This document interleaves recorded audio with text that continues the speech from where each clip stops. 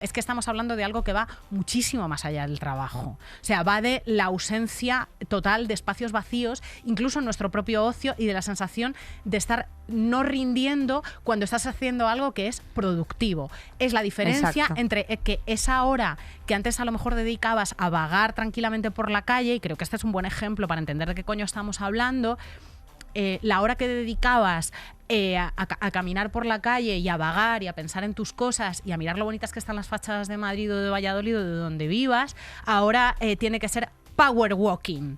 O sea, tiene que ser jogging. Tienes que estar en las...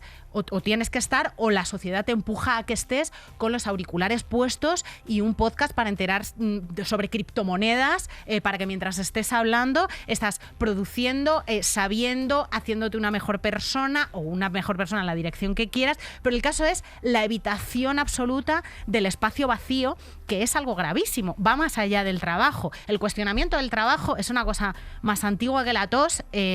Paul Lafargue, que era el yerno de Marx, por cierto, ya en 1880 decía que es necesario que el ser humano se obligue a no trabajar más de 3 horas diarias, holgazaneando y gozando del resto del día y de la noche. 1880, Paul Lafargue. O sea, algo tan revolucionario como que a finales del siglo XIX se estuviera reivindicando la vagancia y hayamos retrocedido tantísimo hasta el punto de que la vagancia es que ni siquiera se puede hablar, o sea, ni siquiera se puede verbalizar, ni siquiera se puede visibilizar la vagancia. Cuando tú dices, no, es que voy a parar, pero voy a parar para leerme toda En la busca del tiempo perdido, todos los tomos en voz alta porque yo me quiero cultivar, porque no sé qué. Para.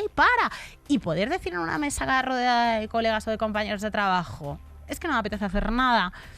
O sea, me apetece escuchar unas canciones y dar un paseo. Pero has dicho o que... no me apetece, claro, o quiero preservar el espacio vacío. Yo reivindico siempre la perspectiva laboral porque creo que es la que precisamente atraviesa tu día. O sea, quiero decirte, claro, la peña dedica a currar una cantidad de horas que, aunque tengamos que aspirar a hacerlo menos, a final de cuentas, tía, atraviesa tu puto día con peña que te atasca. Y además, la incorporación precisamente de métodos como el teletrabajo, que nos ha traído la pandemia y una serie de cosas, al final no separas los espacios personales de laborales, y entonces ya te llaman a las 9 de la noche sin problemas, con el famoso término este que se llama always on, en el que bueno, pues se te aumenta la carga de trabajo, siempre estás mirando el móvil, no sabes cuándo interrumpir, y todo esto al final provoca el síndrome del burnout, que es el trabajador. Que es estar quemado como una puta mierda. Todo esto, evidentemente, tu salud mental se ha ido a la chusta hace un rato ya, porque tienes cronificada la depresión, la ansiedad, la irritabilidad, pierdes atención, motivación. Evidentemente, esto te lleva que en tus espacios de trabajo pues digas, joder, me quiero cambiar de curro, no puedo cambiarme de curro porque tengo un exceso de responsabilidad o de presión o de tal, o tengo un mal ambiente laboral. Y todo esto es una rueda, porque al final somos personitas espejo en las que si yo veo a mi compañero hecho un asco, evidentemente a mí me da asco sentarme al lado de él. Y entonces, ¿Y cómo lo podemos combatir? Pues qué decirte, compañera, que evidentemente yo sí que creo en una sociedad en la que se puedan reducir los tiempos de productividad, los tiempos de trabajo, pero tenemos que hacerlos de todos. Y la cultura digital, como decía Remedios Zafra, precisamente ha fomentado que esta autoexplotación no cese jamás. O sea, la cultura digital, sencillamente, pues evidentemente sé que no se pueden poner puertas al campo, pero si desde aquí la única semillita que podemos poner es la de autorregularnos, por Dios, hagámoslo. O sea, hagamos métodos de higiene digital en las que descansemos de ciertas cosas. No, el teléfono, discúlpame, pero es que yo a las 6 de la tarde termina mi jornada laboral. Y si es una urgencia de que se cae la casa, póngame usted un telégrafo a mi casa. ¿Sabes a lo que me refiero? Pero que sea alguna forma en la que tú puedas ir poniendo pies en la puerta, porque si no... Y que no tienes solamente... hay muchos espacios de tiempo, de atención y de productividad que están mediados por la supervivencia económica, como decías. O sea, todos esos que están mediados por la supervivencia económica Desgraciadamente, la gente trabajadora tenemos muy poco control sobre ellos, pero sí que tenemos control sobre el cómo enfocamos el ocio, y se ha popularizado el término del FOMO, o sea, del fear of missing out, el miedo. Fíjate que no es otra sensación, no es malestar de estar perdiéndoselo, no es tristeza de estar, es miedo a estar perdiéndoselo. Entonces, y la sensación es miedo, o sea, el toque a la salud mental está pasando algo y yo no estoy ahí. O sea, yo no estoy participando de absolutamente todo, porque estamos en un panóptico gigante en el que lo estamos viendo todo, tanto lo que pasa en los trabajos como la realización que tienen otras personas en redes sociales, como el ocio.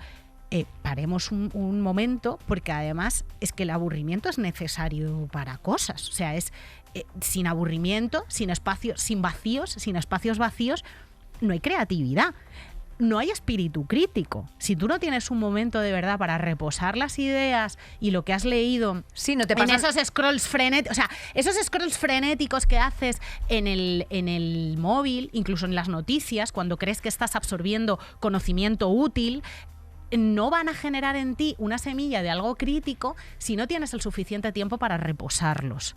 Entonces, en la reivindicación de la inutilidad del paseo, como esta actividad que me parece que es paradigmática de lo que no sirve para nada, no es jogging, no es power walking, no estás escuchando un podcast, es un puto paseo, no estás haciendo nada, estás dolce farniente, estás en la hamaca mirando cómo se mueven las hojas de los árboles en un momento en el que sí puedes estarlo, o estás en el salón de tu casa mirando el gotelé, o estás acariciando, contemplando la belleza de tu gato. Todo eso es inútil.